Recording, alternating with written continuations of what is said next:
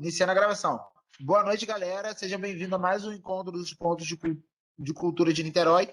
Hoje a gente está palestrando e conversando com o mestre Bujão, que faz parte do ponto de gestão da cidade de Niterói. Fala aí, mestre Bujão, como é que você está? Matheus aqui na voz, querendo te dar um salve. Boa noite, fazedores de cultura. Hoje a gente vai bater um papo de novo sobre acessibilidade cultural, tá? É um papo mesmo, e a gente é o segundo encontro. E hoje a gente escolheu a história, né? A gente vai ler junto um pouco da história até a gente desaguar em políticas públicas e o que a gente pode fazer na área de acessibilidade cultural, né? Essa história, a história da pessoa com deficiência no mundo, da civilização, é, vai servir realmente para uma provocação, tá? Então vamos bater papo, vamos conversar. Vou pedir ajuda da Renata também, do Dave, principalmente na parte de políticas públicas, né, que ele tem bastante experiência na área, e a Renata também é especialista em acessibilidade cultural, né? Então a gente vai ler junto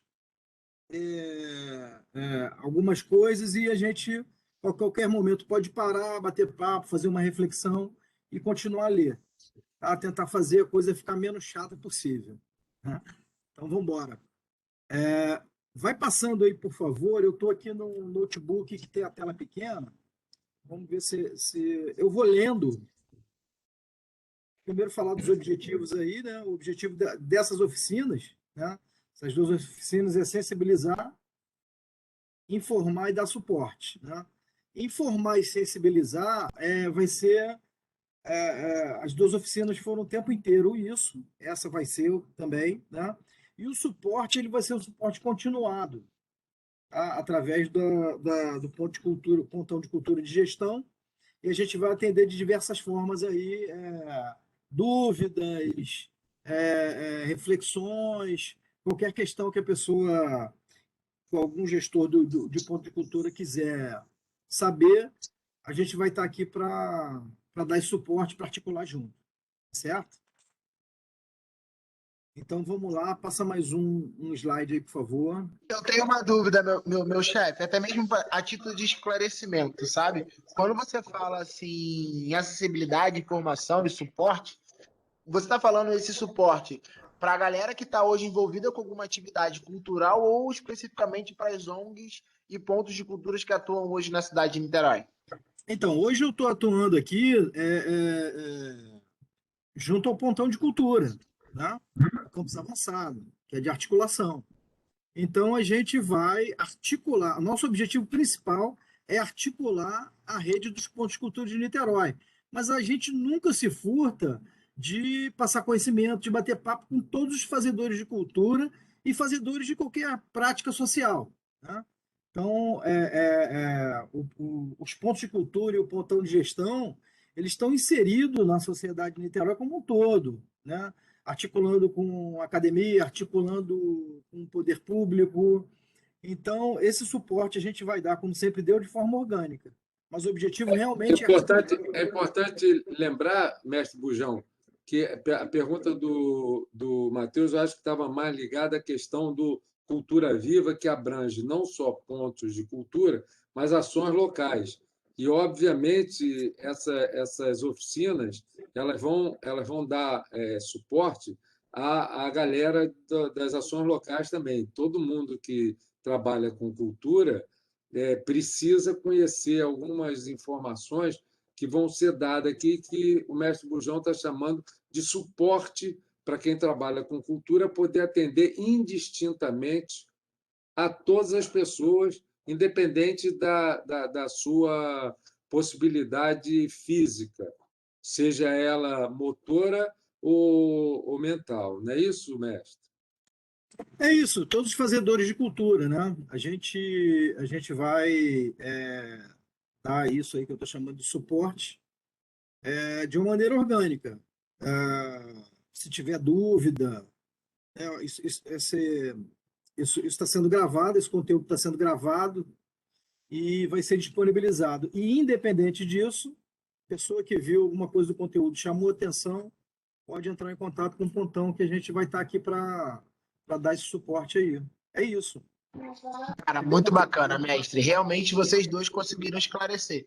E eu acho esse tema muito caro, porque realmente muitos hoje artistas culturais, eles precisam, de certa forma, não de uma assessoria, mas de um acompanhamento e uma ajuda para poder desenvolver e até mesmo crescer dentro da profissão. Isso aí. E esse é um processo que está em construção, né? Não tem nada pronto, principalmente a acessibilidade cultural. É um processo em construção, são tentativas, são erros, não são. A gente está longe de atingir o ideal, né? Acho que nenhum país atingiu, né?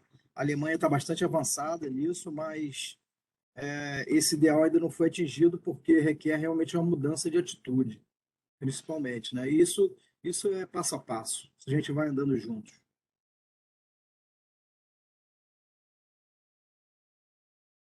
Então, esse sou eu, né? Pode passar. Vamos, então, a gente vai atravessar, e eu quero deixar claro aqui que a gente está falando aqui, a gente começou na pré-história, simplesmente por uma questão metodológica. É claro que a gente não tem nada de história, porque é pré-história, né? A gente passa pelo Egito, depois vai falar mais da coisa ocidental da história ocidental, né? E a gente vai dando umas pinceladas em outras questões africanas também e até aqui no Brasil, né? Então vamos lá. Então o método que eu estou propondo aqui, Dave, Renata, Matheus, é eu lendo aqui, a gente parando e conversando. Achei que seria um método mais tranquilo, mais democrático também, inclusive para quem não, se tivesse um cego, né? E se tiver um cego, já vou me apresentando, né? Eu estou com uma boina clara, bege claro, rosto redondo, uma barbicha branca, camisa bege também.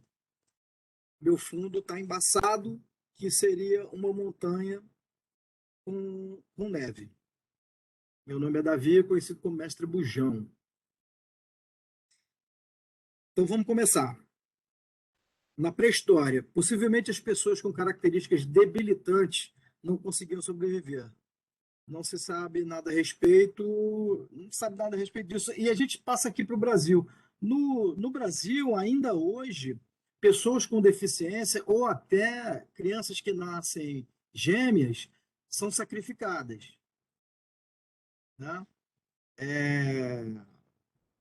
Isso é um processo que choca um pouco a gente, mas é um processo que ainda ocorre. Com a aculturação, essa coisa está sendo mudada e tem uma grande discussão em torno disso, né? E eu coloquei aqui, fiz questão de colocar debilitante, né? Características debilitantes, porque uma pessoa que nasce com uma outra característica diferente, mas às vezes ela não é debilitante. Né? Por exemplo, uma pessoa mais alta, no caso, ou uma pessoa mais ágil, né? Esses são saltos da evolução que às vezes as pessoas colocam como deficiência. Mas as debilitantes realmente, possivelmente, elas não sobreviveriam na pré-história. Tá? No Antigo Egito, que data de 3000 a 30 a.C., a pessoa com deficiência integrava-se nas diferentes e hierarquizadas classes sociais: faraós, nobres, altos funcionários, artesãos, agricultores, escravos. As pessoas com nanismo, é um exemplo, não tinham qualquer impedimento físico para suas ocupações e ofícios, principalmente de dançarinos e músicos. Os anões eram empregados em casas de altos funcionários, situação que lhes permitia honrarias. Perdi.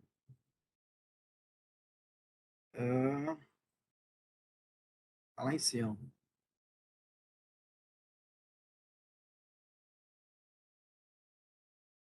Que lhes, em funerais Desculpa, mestre, foi sem querer aqui, o meu dedo escorregou na tecla para baixo. Acontece. No Antigo Egito, os papiros, contendo ensinamentos morais, ressaltam a necessidade de se respeitar as pessoas com nanismo e outras deficiências. Para um pouco aí. A gente dá uma olhada nesse mural aqui, você vê que é uma pessoa com deficiência aqui, ela tem uma perna menor que a outra e tal, e fazendo uma oferenda aos deuses e ele como mulher, também com a família dele, né? Passa aí, por favor. Escorrega o dedo aí, Matheus.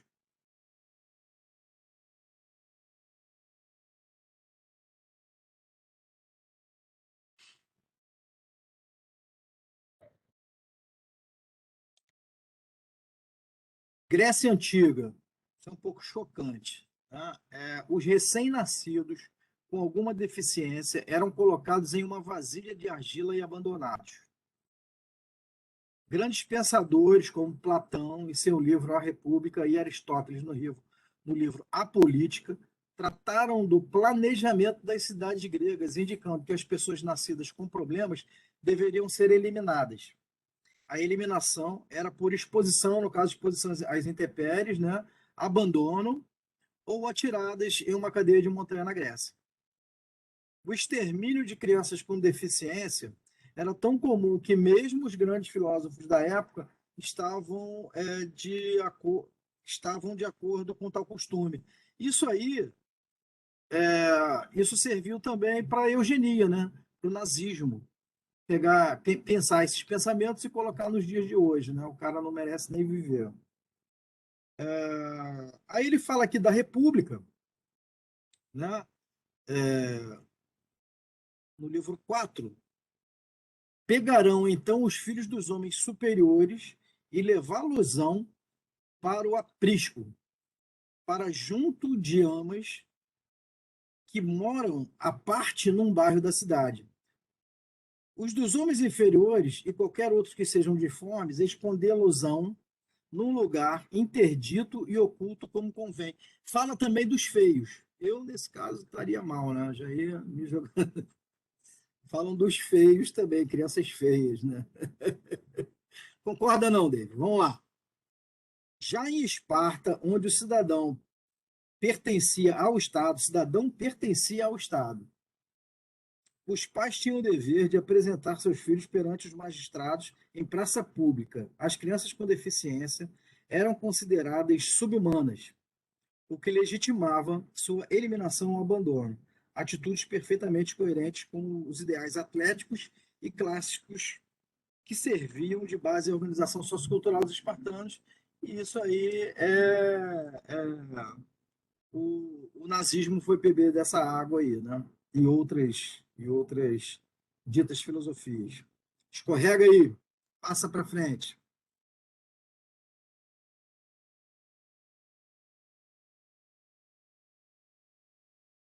Roma Antiga.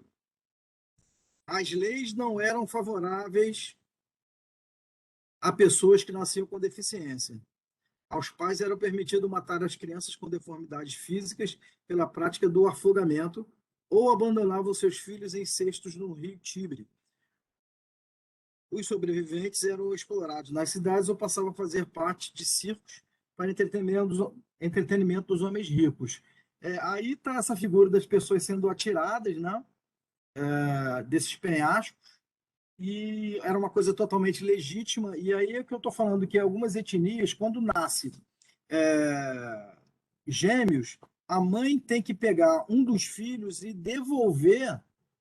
É como se for, eu não vou falar se é um erro, como se fosse um erro da natureza.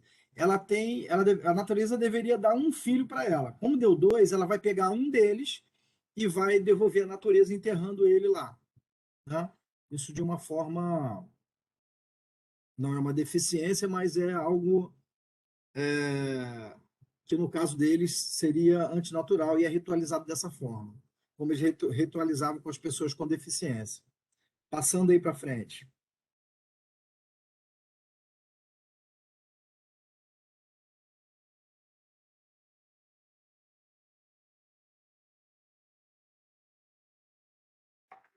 Quando surgiu o cristianismo, ainda no Império Romano, a doutrina combateu, dentre outras práticas, a eliminação dos filhos nascidos com deficiência. Nesse período é que surgiram os primeiros hospitais de caridade que abrigavam indigentes e pessoas com deficiência. Né? A gente vai ver mais na frente que, na verdade, eles queriam tirar eles da vista das pessoas. No início da Idade Média, porém, né, aí vem a Idade Média, né, e o cristianismo, né? No início da Idade Média, os deficientes físicos e mentais eram frequentemente vistos como possuídos pelo demônio e eram queimados como as bruxas. A população encarava o nascimento de uma pessoa com deficiência como um castigo de Deus. Deixa eu passar a moto aqui. Os supersticiosos viam nelas poderes especiais de feiticeiros ou bruxos. As crianças que sobreviviam eram separadas de suas famílias e quase sempre ridicularizadas. A literatura da época coloca os anões e corcundas como focos de diversão dos mais ricos, e isso está falando que a Idade Média, há pouco tempo, as pessoas com deficiência eram escondidas em quartos nas famílias e não eram apresentadas à sociedade, por vergonha. Né? Então a gente ainda tem esse ranço. Até hoje a gente tem esse ranço. Eu dou o A gente melhor vivencia. exemplo. Fala, pode falar. Eu dou exemplo sempre do Shrek, né? Não tem o desenho do Shrek que a filha virava um monstro e ia para a torre, né? Então, na Isso. Idade Média, aquela coisa de que as pessoas tinham que viver na torre isoladas porque tinham deficiência, né? Até, até o Corcunda de Notre Dame, né? Tem essa questão toda. É bem interessante. É isso. Pode também falar nos dias super atuais, que na África ainda tem algumas comunidades em que, quando o filho nasce albino, precisa matar o filho. O filho que é um negro, mas de pele branca, porque não produz melanina, ele é sacrificado. Caramba, isso. que história forte. Gonçalo. Falhou para mim a sua fala aí. Seu som está picotando. Desculpa.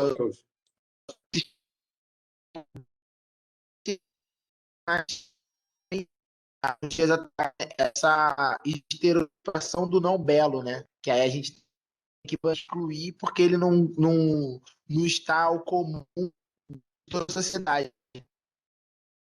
Tá picotando, mas eu acho que eu entendi que é a exclusão do que não é bonito para a sociedade, é isso?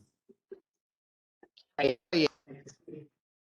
É, exatamente Se isso. essa moda pega, se essa moda pega, o Davi está ferrado. Estou ferrado. Mas, assim, pensando nisso, isso é muito atual. Isso é porque isso aconteceu no século passado, né? Mas isso continua atravessando a subjetividade até hoje, pô, né? Isso a gente vê nos quartos de empregados. Né? A escravidão não existe mais, entre aspas, né? Ela existe. Mas existe o quarto de empregado, existe o tal do empregado não comer na mesa com o patrão, enfim. Esses atravessamentos históricos eles refletem no presente, né? Então vamos lá. Bora, Matheus.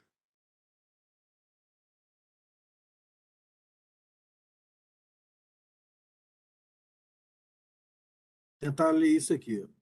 Depois passou a ser uma prática comum na sociedade feudal a segregação das pessoas com deficiências em hospitais ou asilos. Nos primeiros séculos da Idade Média, essas instituições eram mantidas basicamente pela Igreja. Apesar da existência dos hospitais e asilos, eles não eram em número suficiente para atender a todos. Por isso, muitos ficavam perambulando pelas ruas ou eram aceitos por algumas famílias por motivos supersticiosos ou ainda serviam como bobos da corte. Parece que é hoje isso, né? Michel Foucault vai falar também dessa segregação, né? Que a institucionalização era mais pela loucura, né? Ele fala na história da loucura, a institucionalização da loucura, né? E é isso, ver a pessoa precisa ser tirada dali, né? Ser escondida e precisa ter um lugar específico para significar ela, porque ela não tem significado na sociedade, então ela tem que ser depositada em algum lugar. De alguma forma, os colégios e creches também carregam essa marca aí, né? Vamos lá. Na Idade Moderna, ocorreu a passagem de um período de extrema ignorância para o nascer de novas ideias. Isso não é meu não, hein, gente? Pois eu dou as referências aí para vocês. Nos séculos 14 e 16, é isso? 14, 16 e 18, ocorreram grandes transformações marcadas pelo humanismo. Gerolamo Cárdomo, médico e matemático, inventou um código para ensinar as pessoas surdas a ler e escrever. Aí já começa a acessibilidade cultural. É o primeiro cara que vai pensar na acessibilidade cultural. Aqui, né, nesse caso, documentada, né? Porque isso era tratado como uma doença, né?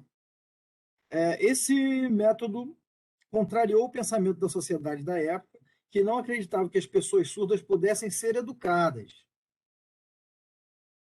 No século XV, o reformador religioso Martinho Lutero, olha só isso, Martinho Lutero, afirmava que as pessoas portadoras de deficiência não possuíam natureza humana e eram usadas por maus espíritos, bruxas, fadas e doentes, e costumavam dar ordem de afogar crianças com deficiência mental. Esse é o Martinho Lutero, que foi o cara que, né, que lutou contra as atrocidades da Igreja Católica, né, e que fez a Igreja Protestante. Olha a cabeça desse cara que já estava à frente do seu tempo ali, e ele achava isso, que não tinham, as pessoas com deficiência não tinham características humanas, né? Isso aconteceu também com os escravizados, né, e com os índios. Eles não tinham almas, então eles poderiam ser mercadoria ou qualquer outra coisa, ou objetos para ser depositados em algum lugar, né? Vamos para frente.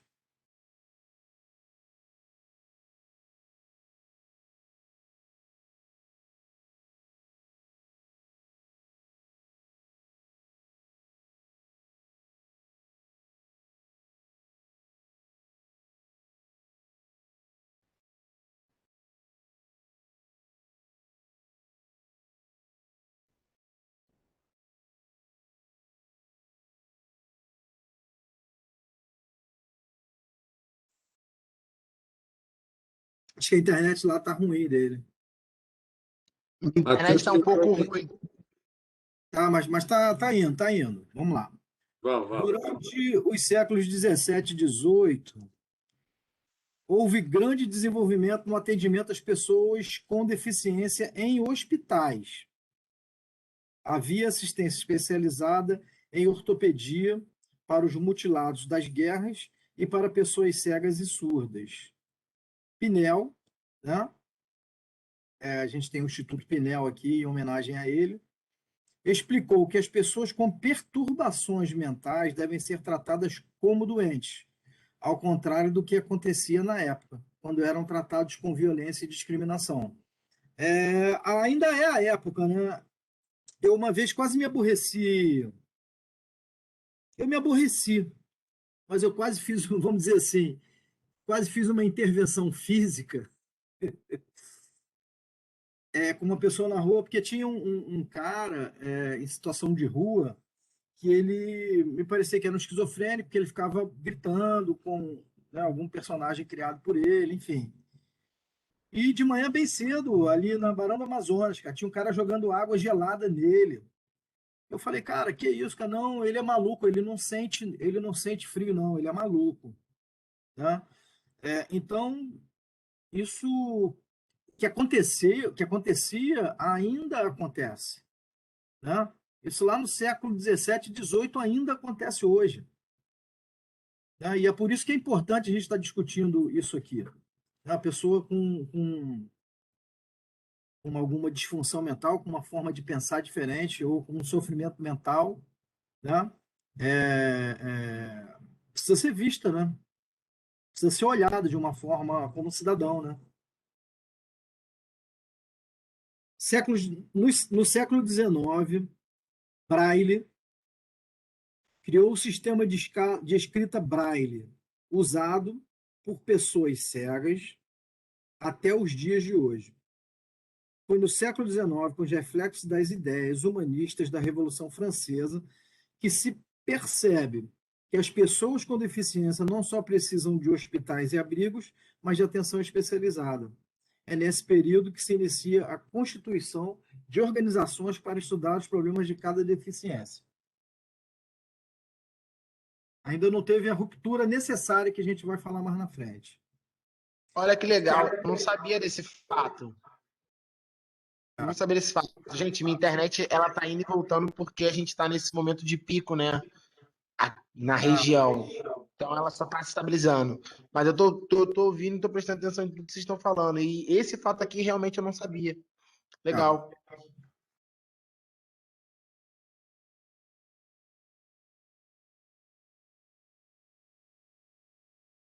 Aí vamos falar aqui agora do contexto histórico no Brasil. Tá? Se eu estiver passando alguma coisa aí, se vocês tiverem alguma questão para falar, para contribuir, por favor. No Brasil, o imperador Dom Pedro II cria o Imperial Instituto dos Meninos Cegos, atualmente Instituto Benjamin Constant.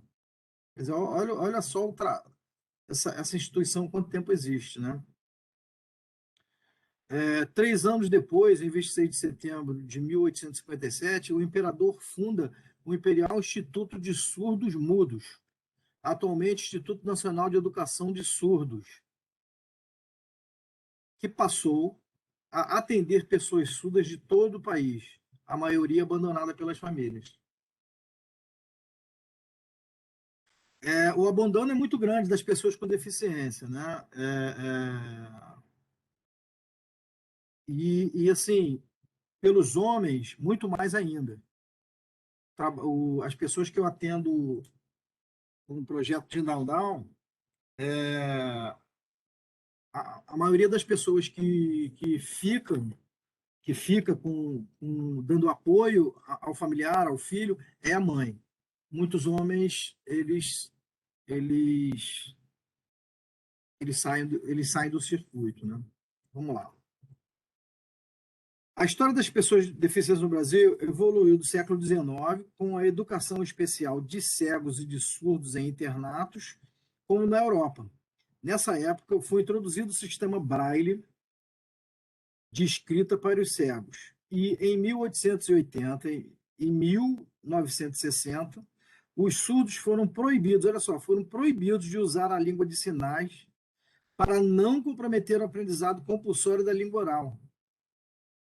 O cara não podia usar a Braille, era a cultura dele, era com que ele se comunicava, mas ele era proibido. Esse fato representa no Brasil a mais emblemática dominação da cultura hegemônica de ouvintes sobre o grupo minoritário de surdos, o qual foi impedido de se desenvolver em sua cultura natural. Isso aí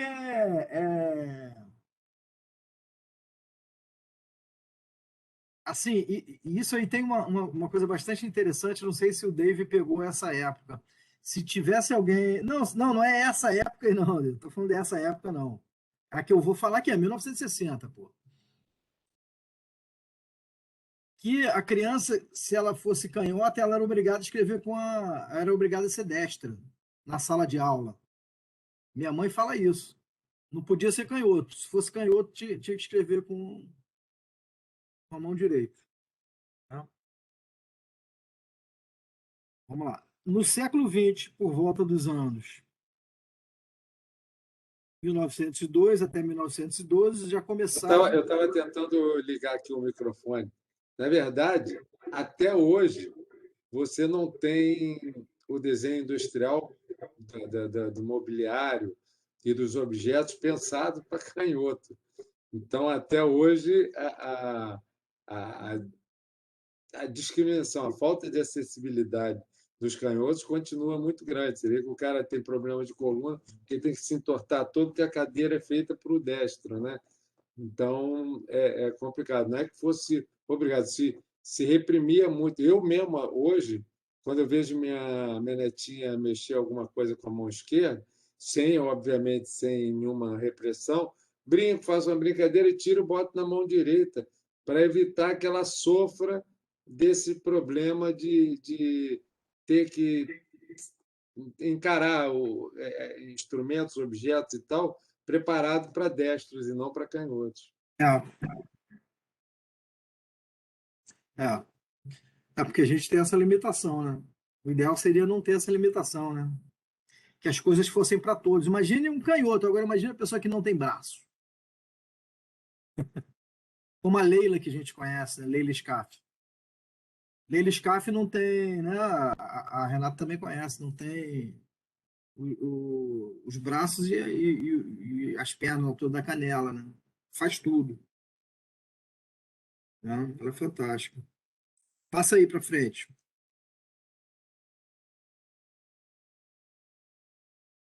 por favor. No início do século XX, estabeleceram-se as escolas especiais para crianças com deficiência mental, atualmente deficiência intelectual, nas redes paralelas ao ensino público, devido à omissão do Estado. A educação especial é aplicada principalmente nas associações Pestalozzi e nas associações de pais e amigos excepcionais. Os, os termos excepcionais e portadores de necessidades especiais, embora anacrônicos e incorretos, persistem na sociedade, particularmente por serem repetidos pela mídia, evidenciando o modelo integrador da deficiência. Tá? Isso é uma coisa que a gente vai conversar também sobre as formas e os termos e por que a gente teve essa discussão sobre pessoa com deficiência, né? Não é um portador de deficiência. Portador de deficiência, eu ouvi o cara falando isso em 2009, no encontro nada sobre nós sem nós,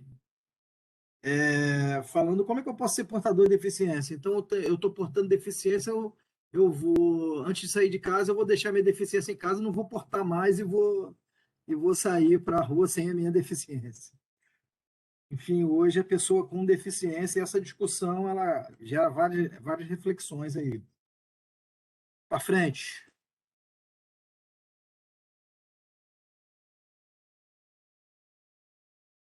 No Brasil ainda. As pessoas com deficiência física, antes chamadas de deficientes físicos, eram ligadas à área da saúde, em centros de reabilitação mantidos por iniciativa não governamental. Esses centros surgiram a partir da epidemia de poliomielite nos anos de 1950 e 1960, adotando terapias instituídas a partir da Segunda Guerra Mundial. Na área pública, no século XX, desenvolveram-se políticas assistencialistas, divorciadas da inserção social. Essas iniciativas correspondem também a um modelo biomédico ou de integração, calçado nos esforços de normalização das pessoas com deficiência para atender os padrões de desempenho e estéticas exigidas pela sociedade, sem que se alterem seus sistemas e práticas. Então, isso aqui é um ponto-chave para a gente entender, e a gente falou no nosso último encontro. É a normatização, né? É entender que aquela pessoa precisa ser consertada, que aquela pessoa está estragada de alguma forma, né? Quando a deficiência, na verdade, né, está na sociedade. O território da deficiência não se localiza no corpo da pessoa com deficiência. O território da deficiência, se a gente for entender que aquele corpo é uma diversidade, né, a deficiência se localiza numa escada, a deficiência se localiza numa forma de falar, a deficiência se localiza num cinema, num teatro. Então, a pessoa com deficiência, ela tem a deficiência porque a sociedade não é acessível. Essa é a reflexão que eu trago para a gente aqui. Né? Ou seja, entender a dita pessoa com deficiência como uma pessoa com formas diversas de gestos, de corpo, de resolver problemas, de pensar. Né? Então, essa diversidade deveria ser acolhida pela sociedade. E como não é acolhida pela sociedade, a sociedade diz que aquela pessoa tem uma deficiência. Vamos lá.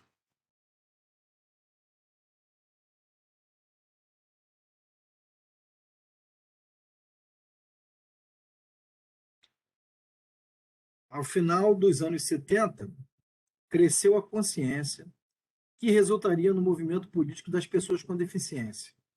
Evidenciou-se o contraste entre instituições tradicionais para atendimento e associações de pessoas com deficiência.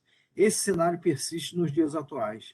A fase heróica do movimento das pessoas com deficiência coincide com a abertura política, quando, reunidas em Brasília, em 1980, as associações construíram a pauta comum de reivindicação de seus direitos. O primeiro encontro fez nascer o sentimento de pertencimento a um grupo, a consciência de que os problemas eram coletivos e, portanto, as batalhas e as conquistas deveriam visar ao espaço público. Então, aí é a grande ruptura, aí é realmente o momento, e isso se inicia fora do Brasil, a gente vai ver através das políticas públicas, que eu vou mencionar mais na frente. Essa ideia é o quê? É a pessoa se empoderar e falar assim, não, peraí, vocês não vão falar mais de mim, eu que tenho que falar de mim, não sou eu dito a pessoa com deficiência? Então a gente vai se organizar, vai se reunir e vai trabalhar para a mudança social que a gente quer. Isso aí esse foi um momento de ruptura no Brasil, né? Vamos lá.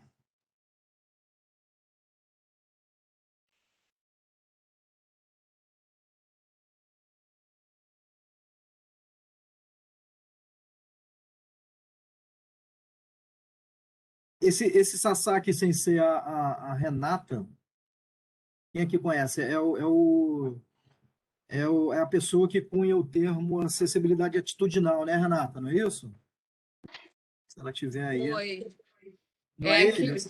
Oi? Não é ele que que ele cunha o termo acessibilidade atitudinal? Sim, ele cria subcategorias da acessibilidade, né? E dentre eles a atitudinal. Isso. Vamos lá. Se até aqui a pessoa com deficiência caminhou em silêncio, excluída ou segregada em entidades a partir de 81, Ano Internacional da Pessoa Deficiente, promulgada pela ONU, passou a se organizar politicamente. Em depoimento, Sasaki, esse cara aí, conta que pela primeira vez surgiu a palavra pessoa, a palavra pessoa, para conferir dignidade à identidade ao conjunto de pessoas deficientes. É porque antes era deficiente, como a gente viu lá, né? Então é pessoa, né? Aqui já começa a importância, né, do termo politicamente correto, no sentido melhor do termo politicamente correto. Tá? O movimento culmina com a ratificação da Convenção sobre os Direitos da Pessoa com Deficiência pelo Brasil. A participação direta e efetiva dos indivíduos não foi fruto do acaso, mas decorre do paulatino fortalecimento deste grupo populacional, que passou a exigir direitos civis, políticos, sociais e econômicos. Mestre Bujão, é importante então dizer o seguinte: o certo é falar pessoa com deficiência. Isso, pessoa com deficiência. Ninguém é deficiente, ninguém é portador de deficiência, é pessoa deficiente. É isso. Não, pessoa com deficiência. Pessoa com deficiência, então. Pessoa com deficiência. Tá? Porque aí também dá para. Porque essa questão é muito importante que você colocou, David, porque a gente precisa do termo pessoa com deficiência por conta das políticas públicas. Né? Porque tem que estar enquadrado numa lei para que seja protegido. Né? É o que eu falo do candomblé. Eu posso falar do candomblé que eu sou do candomblé. Eu, pessoalmente, não acho que o candomblé seja uma religião. Eu, pessoalmente, não acho que ele seja uma religião, porque, pelo que eu entendo do candomblé, os mais velhos me passam, você já está ligado. Você não precisa religar com uma divindade, você já é aquilo ali. Né? A sua palavra já é divina. Né? Só que a gente precisa que o candomblé seja enquadrado como religião por conta da proteção das políticas públicas. Né? Você poder professar sua religião com liberdade. É a mesma coisa com pessoa com deficiência. Por um lado, a gente precisa desse termo, né? Por outro lado, a gente precisa problematizar isso. que era o que a gente estava conversando atrás, que a deficiência não se encontra na pessoa, se encontra na sociedade, né? Então, se por um lado ela é enquadrada como pessoa com deficiência, tem todas as categorias ali, né? Por outro lado, essa deficiência a gente precisa dar um salto e respingar na sociedade, né? Aquela pessoa é uma pessoa diferente, né? Aquela pessoa que tem uma diversidade. Entendeu a questão, David? Aqui é essa, tem que ter, mas ao mesmo tempo a gente tem que problematizar isso. Vamos lá para frente.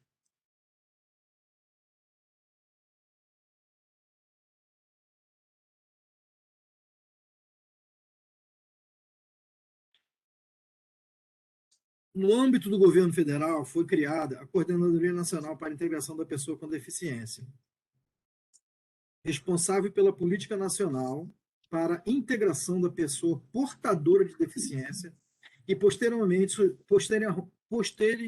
surgiu o Congresso Nacional dos Direitos da Pessoa com Deficiência. Em 2009, a CORD tornou-se a Secretaria Nacional de Promoção dos Direitos da Pessoa com Deficiência, na estrutura da Secretaria de Direitos Humanos da Presidência da República.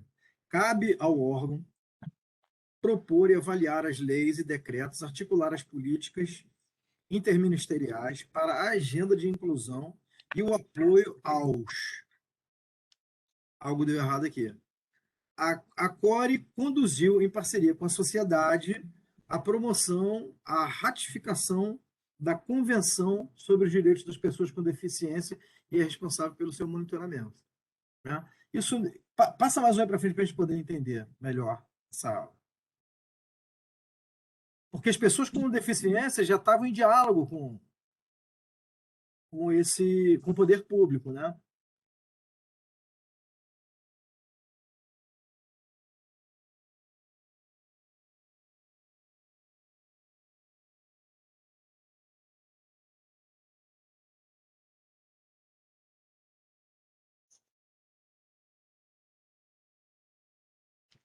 E aí eu falo em São Paulo porque foi lá quando ocorreu... vamos lá, em São Paulo foi criada a Secretaria de Estado dos Direitos da Pessoa com Deficiência pela Lei Complementar tal. Foi em 2008, né? 1038 de 2008. Para exercer funções que contribuam para a adequação, condução das políticas públicas que visem a melhoria da qualidade de vida das pessoas com deficiência e suas famílias. Agora dá uma passada aí, que a gente vai começar a ver as políticas públicas. Vocês querem dar uma paradinha? Não, pode. Pode ser? Não. Vamos lá? Mestre, eu tô curtindo e eu tô tentando já fazer alguns comentários aqui para deixar para o final, com algumas dúvidas que eu acho melhor eu deixar você seguir sua linha de raciocínio e depois perguntar do que toda hora ficar te interrompendo. Você que sabe, fica à vontade. Se quiser toda hora parar, pode toda hora parar também. Vai tocando, tá vai bom. tocando. A gente só tem mais 385 slides, tá? Então tá suave. Tá suave. Vai tocando que você tem mais 16 minutos. Ih, rapaz. Políticas públicas. O conjunto das leis brasileiras destinadas aos direitos das pessoas com deficiência é reconhecido como um dos mais abrangentes do mundo. Na Constituição Federal do Brasil, 88, estão os direitos específicos do segmento distribuídos em vários artigos. A política de inclusão, acessibilidade e garantia para os surdos, cegos e pessoas com baixa visão tem leis próprias. Outra parte importante dos direitos está inserida de forma transversal na legislação geral da saúde, educação, trabalho, proteção social, cultura, esporte, etc. As leis mais recentes apresentam o recorte da pessoa com deficiência, como, por exemplo, a acessibilidade nos programas habitacionais, públicos e a política de mobilidade urbana. Passa.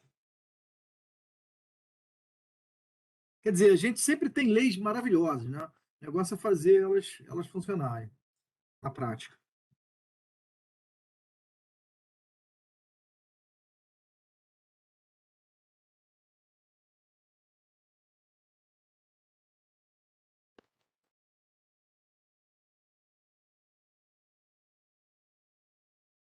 Então, a primeira lei federal abrangente sobre as pessoas com deficiência é a Lei 7.853 de 89, regulamentada pelo Decreto 3.298 de 99. A lei dispõe sobre o apoio às pessoas portadoras de deficiência, sua integração social, sobre a Coordenadoria Nacional da Integração da Pessoa Portadora com Deficiência. Eu vou deixar depois para vocês, eu acho que a gente pode dar uma caminhada mais rápida aqui, porque eu posso deixar para vocês depois algumas políticas públicas, né? Eu acho muito importante até para enquadrar um projeto, né? Mencionar algumas leis importantes aí. Bom, pode passar essa aí.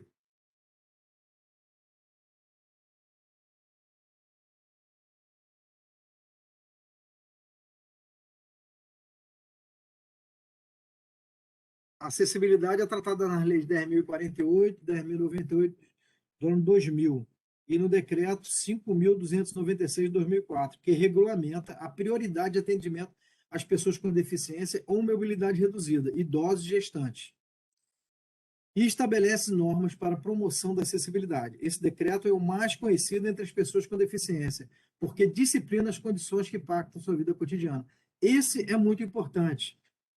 É esse que essa política pública, essa lei, que vai defender o cotidiano, o dia a dia daquela pessoa com deficiência, né? Em filas, enfim. O decreto trata da acessibilidade amplamente, acesso aos espaços públicos e edificações, moradias, bens culturais, imóveis, todos os modais de transporte coletivos e terminais de embarque e desembarque. Essa legislação assegura a acessibilidade na comunicação e informação, telefonia fixa e móvel, legendas, janelas com intérprete de Libras, audiodescrição, na televisão, no cinema, no teatro, em campanhas publicitárias e políticas, sites acessíveis e tecnologias assistivas.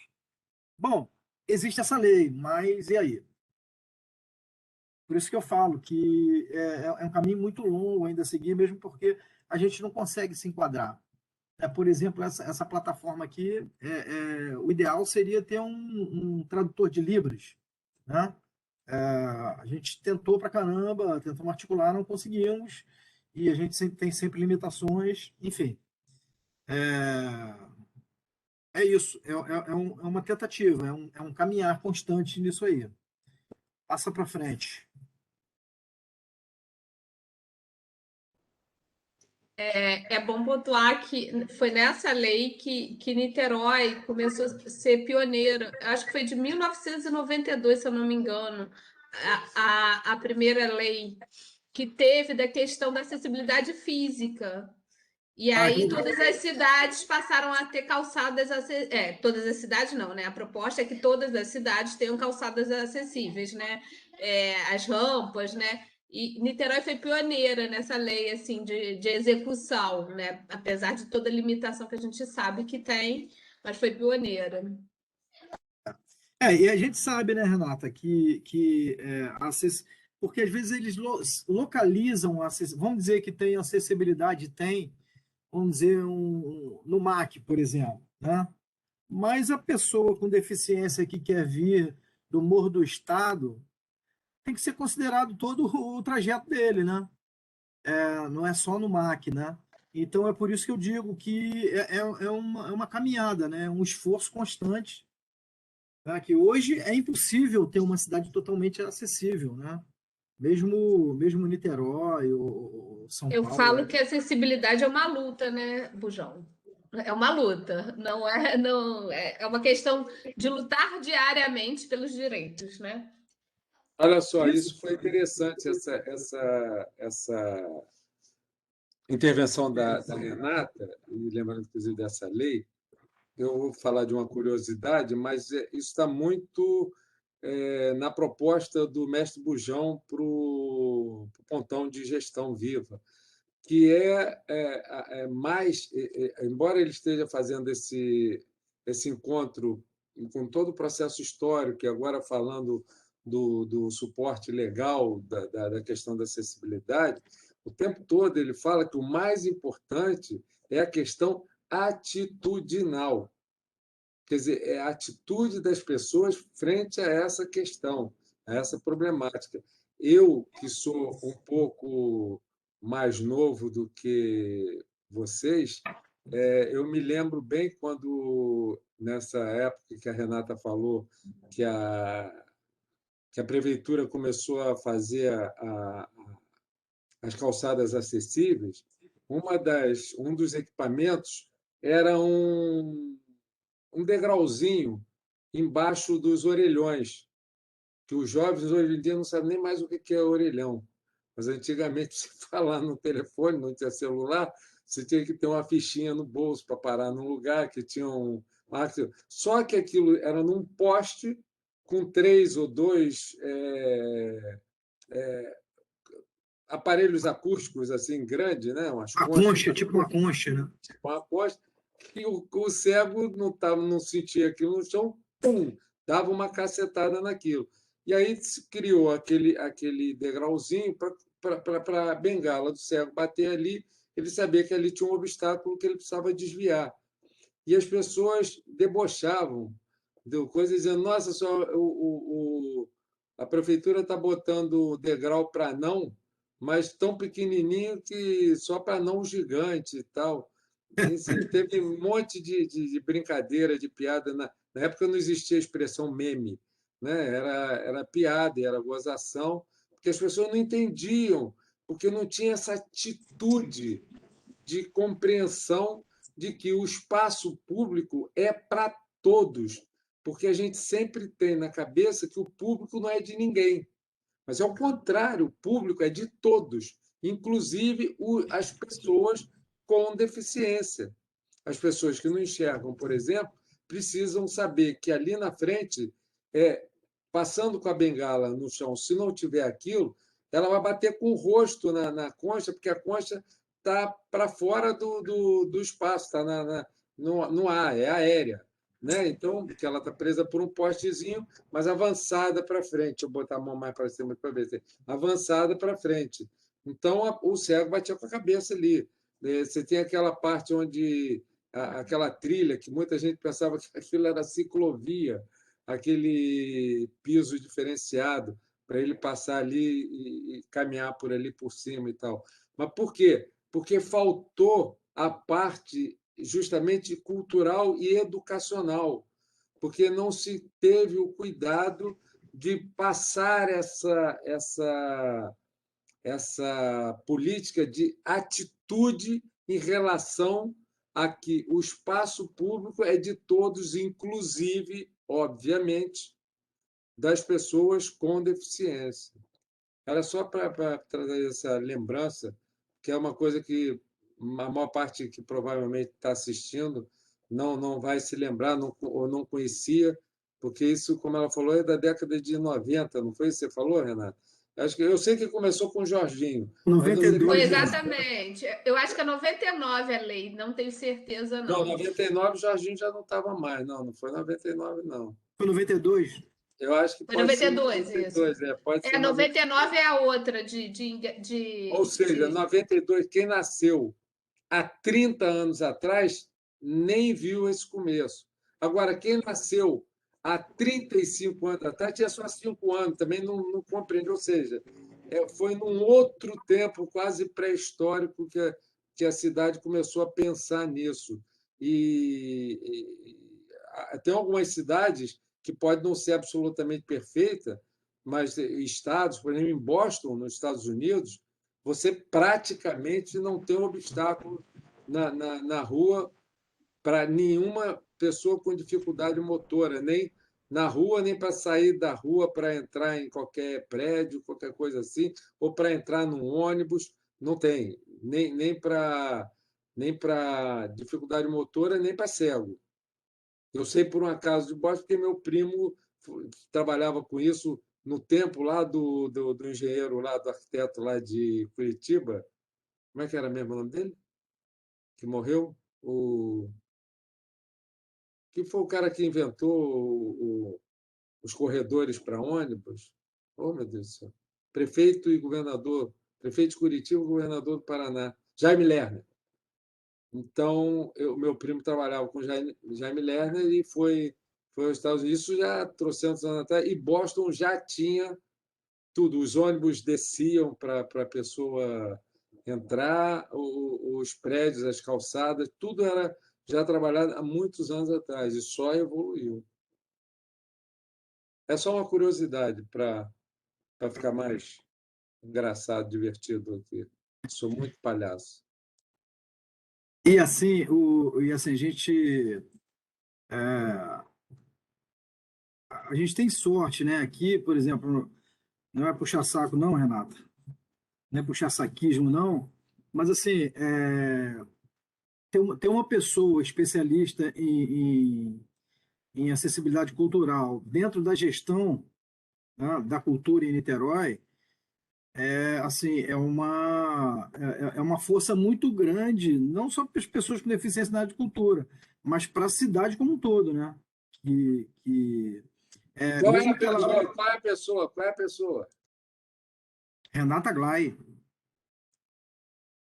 A gente está começando agora, Bujão. Vamos ver o que a gente vai conseguir avançar. Não, Eu espero mas avançar muito. vai avançar, não, mas o que eu estou falando é esse olhar já é um olhar existente. A gente já sai na frente, entendeu? E sai na frente com conhecimento, porque você é uma especialista, né? É isso que eu estou falando. Como é legal a gente poder ter esse olhar, né, dentro da cultura em Niterói. Mas vamos lá. Libras, vamos lá. A Lei 10.436 é específica para pessoas surdas oficializar a língua brasileira de sinais, Libras, mantido o português escrito como sua segunda língua. É obrigatória a capacitação dos agentes públicos em Libras, né? Eu não vou citar, não vou ficar citando esses números, não. Só apontar para essas datas aqui, né? Que define a educação bilíngue, a formação de tradutores e intérpretes de Libras, que tiveram profissão regulamentada, né, em 2010. Isso aqui foi fundamental, porque não só as pessoas com deficiência tiveram acesso a essa tecnologia, vamos dizer, essa linguagem, essa facilitação da comunicação, mas muitas pessoas se profissionalizaram, se formaram e vivem disso hoje em dia, inclusive empresas grandes nessa área. Tá? A possibilidade do ingresso do cão-guia também em ambientes de transportes coletivos como espaço preferencial e demarcado, em 2006. Né? A gente conhece a Camila também, né, David? Que era do Banco do Brasil. Conhece, Renata? E ela ficou com o cão dela e aposentou. O cão aposenta, né? Ele tem um tempo, né? É a Camila Alves, ela trabalhou no CBCBB com o Vergara, se eu não me engano. Ela é psicóloga, ela é Isso, formada pela UF. exatamente. Ela aposentou aquele cão dela, sabe disso? Está com outro, né? Só que o cão que ela aposentou está morando com ela. Agora está só de brincadeira. Vamos para frente. E essa última semana morreu um rapaz também que tinha um cão-guia, que frequentemente estava a todos os eventos. Eu esqueci o nome dele essa Eu sei semana. quem é, não sei qual é o nome dele, não. Você sabe quem é que eu tô falando, não Eu sei quem é, sabe? eu sei quem é. Morreu de Covid, não? Não, não foi de Covid, não. Tava doente. Pode passar para frente aí, Matheus, por favor.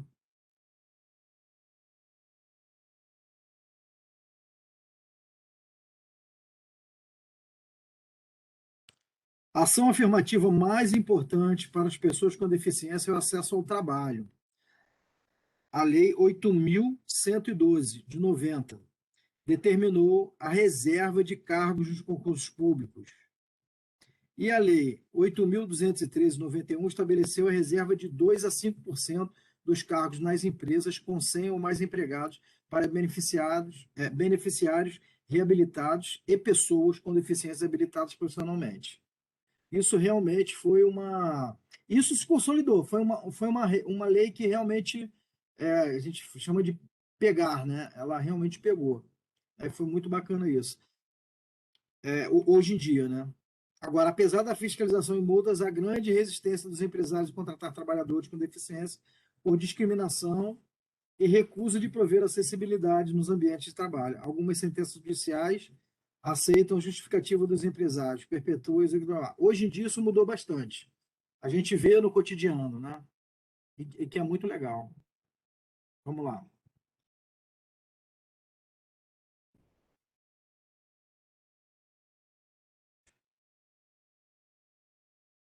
Renata, eu tô passando umas leis genéricas aqui, aí depois, e eu vou falar de uma lei de Niterói, que é a Lei Cultura Viva, a importância dela, mas eu estou vendo que você fez uma pesquisa mais extensa de leis em Niterói. Se você puder falar depois, eu agradeço. Tá? Tá, foi do meu TCC, tá.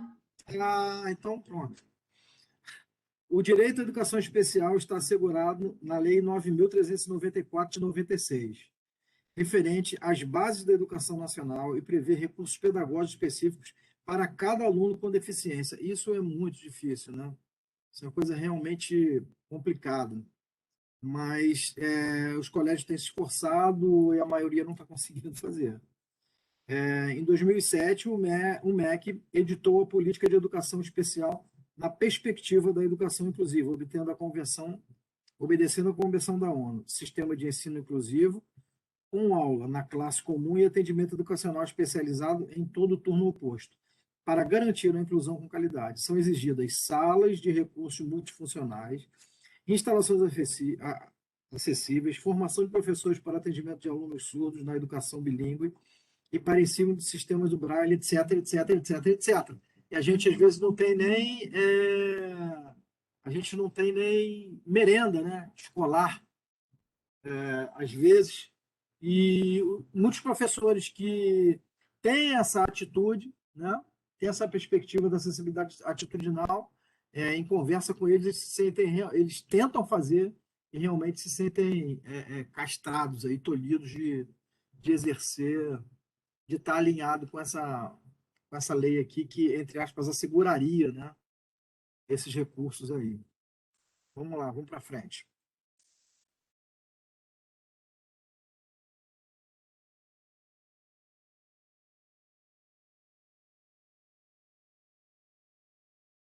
A Lei 8.742, de 93, estabeleceu o atendimento da pessoa com deficiência em diversos tipos de serviços de assistência sociais, tais como residências inclusivas, modelo de moradia com apoio para a autonomia e a vida independente na comunidade. Essa modalidade pode atender aos casos de violência que precisam sair de casa. A lei também define a concessão do benefício de prestação continuada, o valor de um salário mínimo mensal destinado ao enfrentamento da situação de extrema pobreza de vida e de muitas pessoas com deficiência.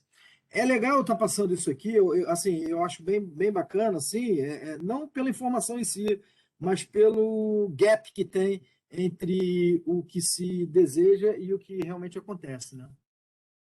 Para frente.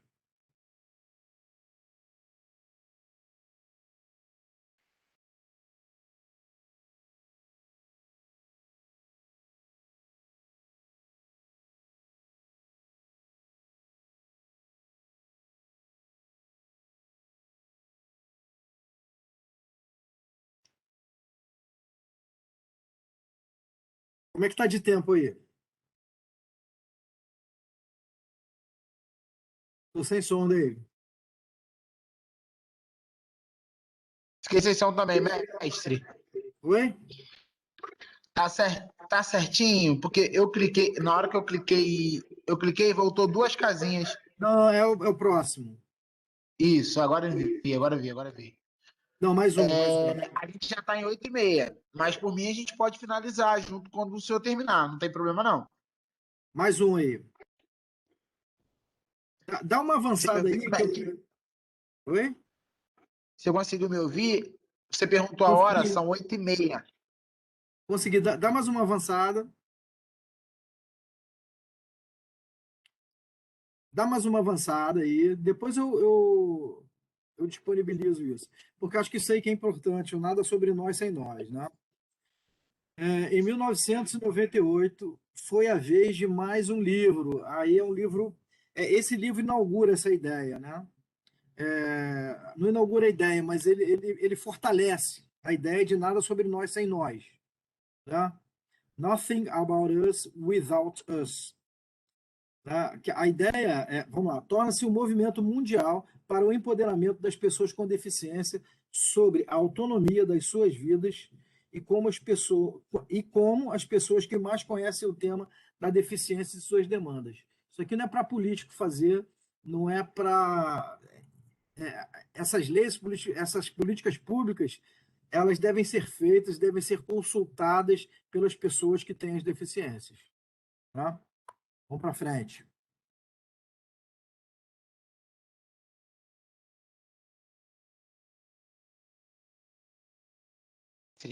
Como assim, políticos? É que eu falei que ia perguntar. Tá, vamos lá. Agentes políticos que não têm deficiência, né, eles precisam ter uma escuta, eles precisam escutar as pessoas que têm deficiência para fazerem leis sobre acessibilidade. Ou vamos falar, um gestor de um equipamento público, né, qualquer que seja, um ponto de cultura, por exemplo, né, um museu. Ele não pode chegar e ler um livro e pensar assim, ah, não, eu tenho que fazer aqui uma rampa, tal, não. Ele tem que ouvir a comunidade com deficiência para poder adequar aquilo ali àquelas pessoas. Ele, sem deficiência, não pode fazer nada para as pessoas com deficiência se ele não for falar com elas primeiro. Né? É isso que o Nada Sobre Nós Sem Nós fala. Né? Isso aí, esse movimento, que foi um movimento mundial, né? ele que realmente deu empoderamento a esse processo de transformação. Né? Porque quando você escuta de uma pessoa que é amputada dos 4 membros, a dificuldade que ela tem e o que ela precisa, é muito diferente de você ficar imaginando como seria uma escada boa para ela, ou um elevador bom para essa pessoa. Né? Então, é disso que eu estou falando. Ah, entendi, agora entendi. Pô, valeu, mestre. Deixa eu passar aqui que você pediu.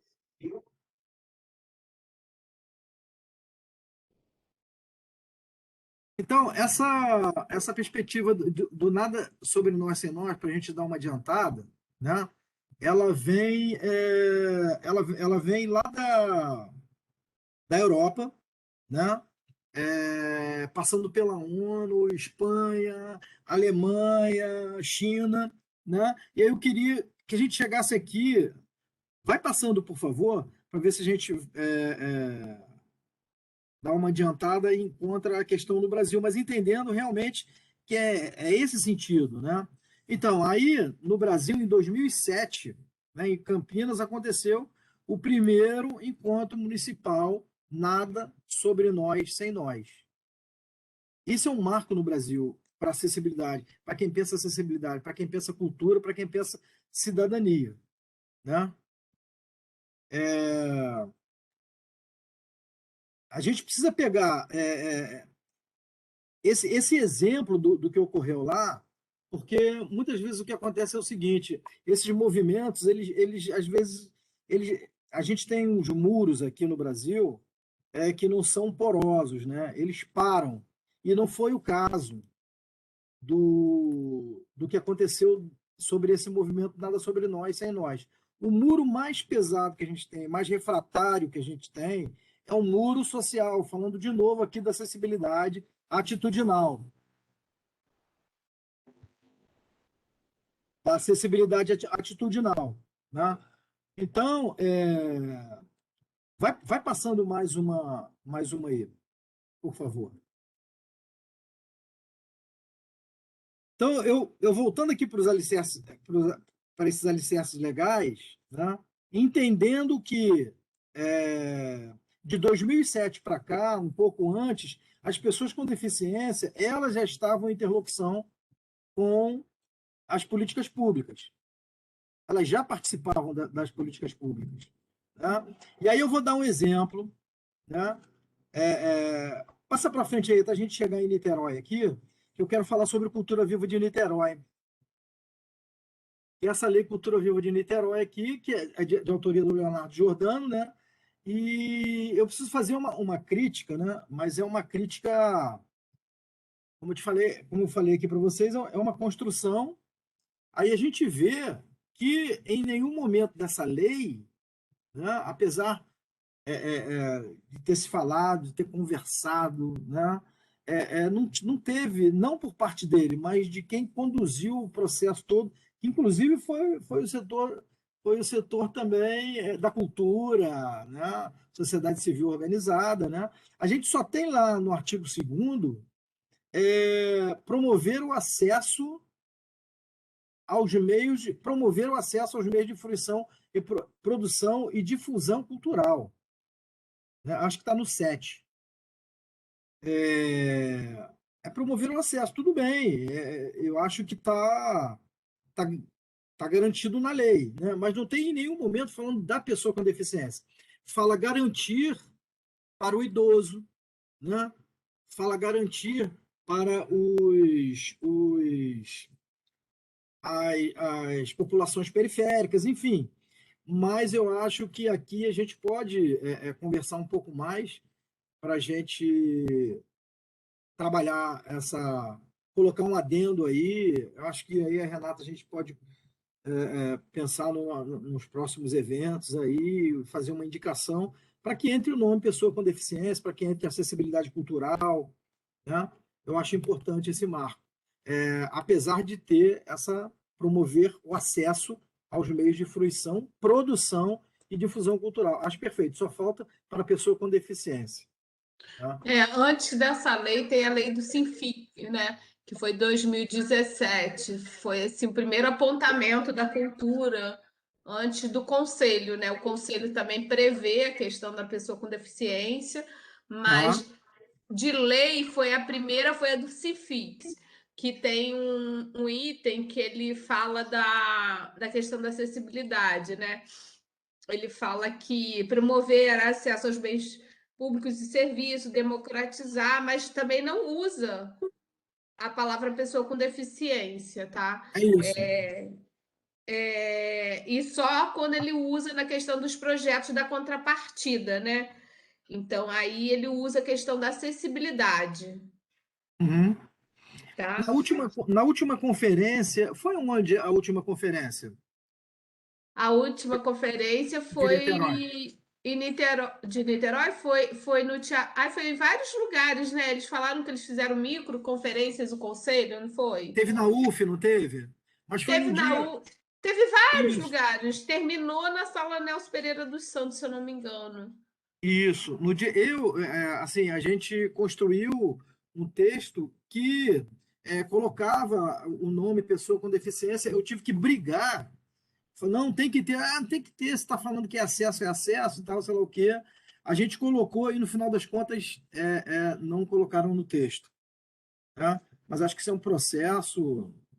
Olha só, na, a gente nacionalmente não, tem um sistema nacional de cultura que não é lei, é constitucional, artigo 216, a linha A da Constituição Brasileira, que é a lei do Sistema Nacional de Cultura.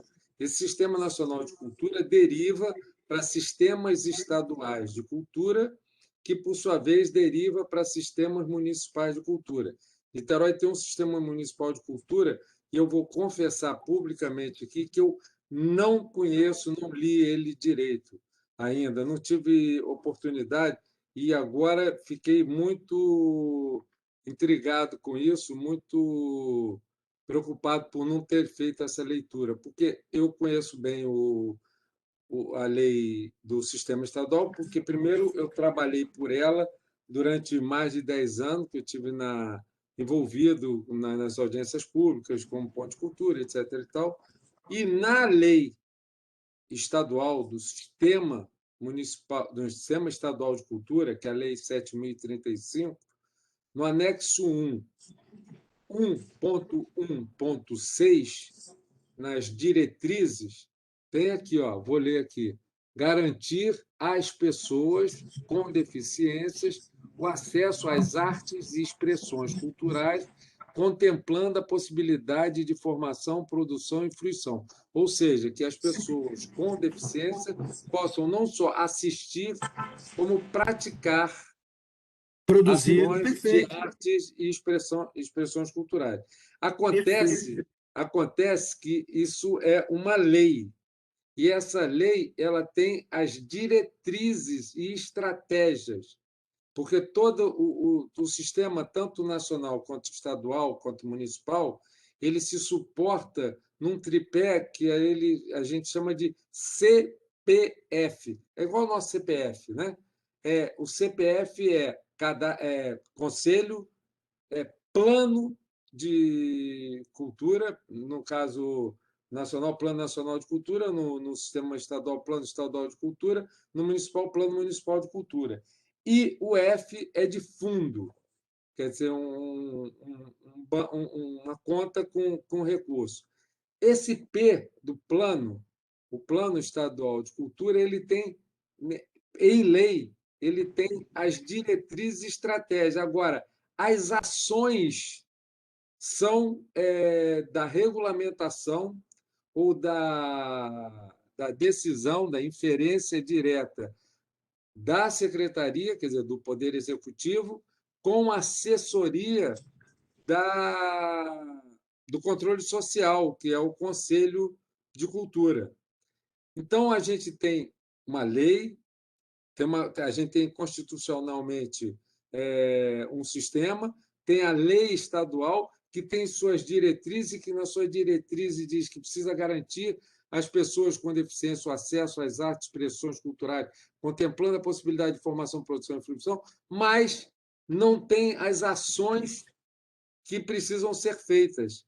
A gente precisa saber de ações e metas. O que significa isso? Vamos dizer, então, a ação é garantir, como é que fala? Audiodescrição para cego nas salas de cinema. A meta, então, isso é uma ação. A meta é que no primeiro ano 1% das salas de cinema tenham isso, até o 10º ano 50% das salas de cinema tenham isso. Então, isso são as ações e as metas. Então, não adianta só ter lei, porque a gente precisa saber, na lei, a lei traz, no máximo, as diretrizes e estratégias, porque as ações são da responsabilidade do Poder Executivo e dos órgãos de controle social. Então, a gente precisa trabalhar também na questão das ações. E aí, mais do que nunca, de nós sem nós, eu me atrapalhei agora. Fala aí, Bujão. Por nós sem nós, como é que é Nada isso? sobre nós sem nós. Nada sobre nós sem nós é fundamental para você, para o Estado entender, o Poder Executivo entender quais são as ações e metas que possam atender a essas diretrizes e estratégias, que ela seja dito pelas pessoas que têm esses problemas de deficiência.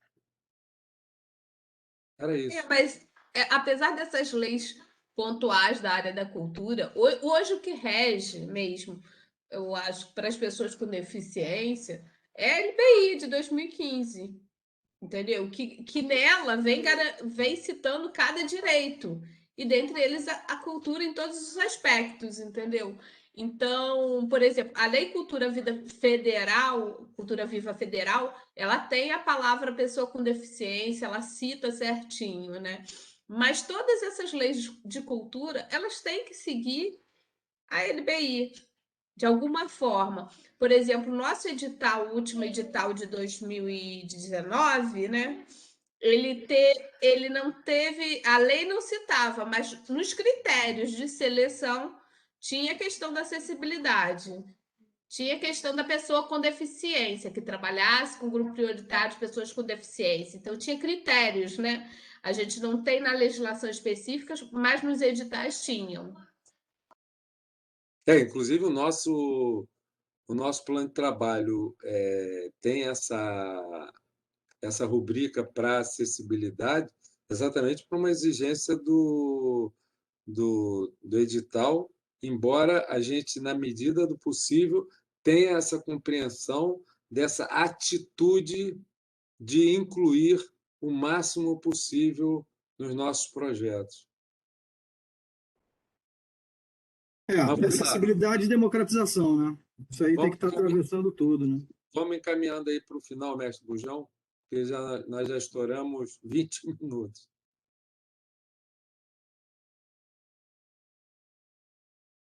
Quer passar mais um slide? Eu sei, o último talvez. Passa o 30 e o 31, por favor, Matheus. É só o que a gente. Então, o que a gente pode fazer, né? Volta lá. Só isso aí, o que a gente. Que foi que a gente acabou nessa conversa, né, chegando nessas conclusões aí. O que a gente pode fazer nas nossas práticas culturais, né? Primeiro, lembrar nada sobre nós, se for fazer alguma coisa, né? Chama uma pessoa com deficiência, né? A gestão participativa é tudo, é o que a gente faz na PA e é o mais divertido, é o mais complicado, o mais divertido, né? Que é muito legal lidar com aquelas mães, tomar bronca, dar bronca, conversar, brincar, né? A gente, por exemplo, eu e a Renata temos visitado todos os pontos de cultura. E de toda a rede, o ponto de vocês trabalha, o ponto Ginga, trabalha com uma questão de acessibilidade, mas ele trabalha em lugares que não necessariamente tenham acesso a pessoas com deficiência motora. Não sei exatamente se tem alguma atividade em algum local dessa natureza, mas, por exemplo, os outros todos que a gente visitou, tirando a Sociedade Fluminense de Fotografia, todos os outros, para quem tem deficiência motora, é pauleira. Então, os gigas, se a gente... Escada, muita ladeira, é muito difícil o acesso. Se a gente fosse fazendo gigas, seria impossível. Ou a gente teria que fazer um elevador. Tá? Então, como é que a gente resolveu isso? A gente tem que resolver. A gente fez parceria com instituições que têm acessibilidade. É isso que eu queria chegar nessa parte. Então, essa parte fica dentro do que a gente chama no pontão de gestão viva a consultoria. Então, o mestre Bujão está disponível aos pontos de cultura e ações locais para poder trocar um diálogo, conversar e ver dentro da atividade de vocês como solucionar alguns problemas dentro das possibilidades, porque, como ele disse, lá precisaria de um elevador. Um elevador custa 1 zilhão de dinheiro que ninguém tem para botar. Então, tem uma solução para isso, que foi a que ele deu. E, no seu caso, pode ser que tenha uma outra diferente. Então, essa parte é que você vai precisar consultar o pontão de gestão para dizer, olha só, a gente tem uma atividade assim, assim, assado, e gostaria que essa atividade tivesse incluída na participação pessoas com deficiência visual, pessoas com deficiência auditiva, pessoas com deficiência intelectual, pessoas com deficiência motora, enfim, a gente quer incluir todas as pessoas na nossa atividade. Como que a gente faz isso se a gente não tem 1 zilhão de dinheiro para botar um elevador e nossa sede está muito alta? Como que a gente faz se a gente não tem uma pessoa para ficar fazendo o sinal de Libra? Como que a gente faz se a gente não tem recurso para fazer uma audiodescrição? Então, isso você vai consultar pontualmente ao mestre Bujão, que ele vai buscar com você, isso é importante. Ele não vai dar nenhuma receita de bolo, faz isso, porque ele não sabe. Porque, como todo mundo falou aqui, a Renata, que é especialista no assunto, e ele, que é especialista no assunto, ambos têm mestrado nessa área de acessibilidade, eles disseram que isso aí é um ensaio e erro. é um aprendizado constante, porque você precisa, sem nós, por nós, você não é deficiente. Então, cada uma deficiência, cada uma pessoa com deficiência, cada um tipo de deficiência de cada pessoa, ela vai exigir uma resposta que é diferente. Então, isso precisa ter uma consulta para que você possa conversar, dialogar para chegar numa solução. Vamos lá, Mestre Perfeito. Gujão e Renata Glay, para as Falar só despedidas uma agora. coisa. Os pontos de cultura, eu acho que eles podem procurar a vocês, porque eles não necessariamente, por exemplo, se ele tem um problema estrutural que ele não possa adequar a acessibilidade física, ele pode adequar a outro tipo de acessibilidade. Ele Isso. pode focar em outro recurso que para o ponto dele pode ser mais viável. Não adianta também ele colocar um recurso que de repente ele não vai ter público, de repente ele falar assim, não, o nosso ponto é perto de um grupo de idosos, é perto de um grupo de saúde mental, e pode focar nestas questões da acessibilidade, tanto para idoso quanto para saúde mental. Quer dizer, pode focar em acessibilidade para essas pessoas específicas, já que ele não tem recurso hoje para fazer uma grande obra e mudar a parte arquitetônica dele. Eu acho que cada ponto tem sua especificidade. Então, vai procurar o Bujão com vocês para ajudar nessa questão.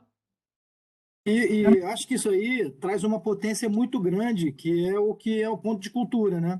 Ele começa a dialogar com o entorno, né? Mais fortemente. Ele que, por exemplo, um ponto de cultura que teria uma instituição como a APAE, ou como a Pestalozzi, ou como a Andef perto, que não tinha um diálogo antes, pode passar a ter um diálogo com essas pessoas, entendeu? Eu acho que a rede começa a se fortalecer mais ainda, né? E é isso. Então, as despedidas formais e bonitas aí para o público. Renata primeiro. Repete, David, que eu não escutei direito. Renata primeiro. Fazer uma despedida formal, bonita aí para o nosso público, que a gente nem sabe quem é o público, porque está gravado, o mundo inteiro pode estar vendo. Você pode falar, inclusive, em todos os idiomas, em russo, Eu acho que em japonês, em chinês, esse tudo. panorama de hoje foi muito legal. Espero que todos aproveitem o conteúdo, tenham aproveitado bastante o conteúdo. Bujão passou um histórico muito legal e falou sobre políticas públicas. É bom salientar que nesta pandemia, por questões de política pública nos Estados Unidos, tivemos 75 galerias de arte multadas porque não tinham acessibilidade digital. Isso é um dado bem importante para salientar o quanto política pública é importante, quanto é direito e quanto as pessoas com deficiências estão atentas aos seus direitos. Legal. Bom, vou falar então. Deixa eu me despedir, agradecer a paciência aí de vocês, porque a gente veio lá da pré-história até os dias de hoje, falando sobre acessibilidade, sobre pessoas com deficiência. E, assim, sempre que tem uma reflexão, eu acho importante a gente ter um espaço de reflexão crítica, né? De uma forma democrática aqui, a gente batendo papo, conversando. E, assim, eu quero trazer um pensamento, eu sempre gosto, quando eu falo de acessibilidade, trazer esse pensamento que talvez a ideia de acessibilidade seja a grande revolução, né? Porque quando todas as pessoas tiverem acessibilidade à vida, acessibilidade a todas as coisas, né? Eu acho que a gente vai ter uma possibilidade realmente de ter um mundo mais justo. É isso, gente. Boa noite, beijos. Cara, que encontro massa. Foi um prazer estar aqui com vocês, mestre. E Valeu. Mestre, galera, tô aqui. E a Renata que fala incrível. Acho que realmente essa foi uma aula muito bacana e tá com vocês, ouvir vocês sobre acessibilidade e cultura, não só desde os tempos pré-históricos, como você comentou, mestre, e incorporada hoje o que a gente tem dentro da nossa cidade e no mundo. Abre Eu a acho sua que a gente câmera, abre não a sua pode, câmera para se despedir, Matheus. Abre para todo mundo ver sua Abre aí. despedida. porque a internet falha muito, mestre. A Ah, internet tá. falha muito aí. Quando eu ligo a câmera, pode ser que Vai o lá. áudio não chegue. E realmente isso me cativa muito ver vocês falando sobre isso, porque eu tenho primos e conhecidos que passam por esses transtornos. E hoje, como a Renata falou, né, que nos Estados Unidos teve isso, eu espero que isso também chegue no Brasil. E quando a gente chegue para fazer essa regulação, até mesmo esses enfrentamentos junto aos órgãos ou museus, praças ou prefeituras, eles consigam entender não como um mimimi ou como algo que a gente está querendo somente protestar, mas sim como direito, como acessibilidade, assim como um dever daquela pessoa poder não só identificar e se expressar e se comunicar, ir e vir, porque isso é algo que todo humano deseja. E tá vendo vocês aqui trabalhando para que isso aconteça realmente move muito meu coração. Muito obrigado. Legal, legal. Tá? Tchau, tchau, galera. Tchau, Essa foi tchau, mais um tchau, encontro. pessoal. Tchau, Valeu, pessoal. valeu. Beijos. Valeu, beijão. E esse foi mais um encontro do ponto de gestão dos pontos de cultura da cidade de Niterói. Valeu, grande abraço. Tchau, tchau. Valeu, tchau.